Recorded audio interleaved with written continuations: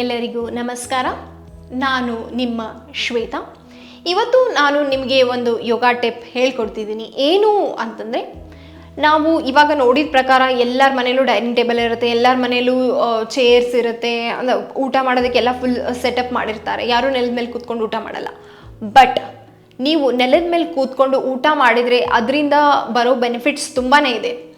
ಏನು ಅಂತಂದರೆ, ಇವಾಗಿನ ಕಾಲದಲ್ಲಿ ಜಾಸ್ತಿ ಜನರಿಗೆ ನೆಲದ ಮೇಲೆ ಕೂಡಕ್ಕೆ ಆಗೋದೇ ಇಲ್ಲ. ಮೊದಲು ಮಲಾಸನ ಕೂಡ ಮಾಡೋಕ್ಕೆ ಆಗೋದೇ ಇಲ್ಲ, ಯಾಕಂದರೆ ಕಮೋಡ್ ಬಂದಿರೋದ್ರಿಂದ. ಸೊ ನೀವು ನೆಲದ ಮೇಲೆ ಕೂತ್ಕೊಂಡು ಊಟ ಮಾಡಿದ್ರೆ ಒಂದು ನಿಮ್ಮ ಎಲ್ಲ ಎನ್ಸೈಮ್ಸ್ ಆ್ಯಕ್ಟಿವೇಟ್ ಆಗುತ್ತೆ, ಸಲೈವರಿ ಗ್ಲ್ಯಾಂಡ್ಸ್ ಕೂಡ ಆ್ಯಕ್ಟಿವೇಟ್ ಆಗುತ್ತೆ.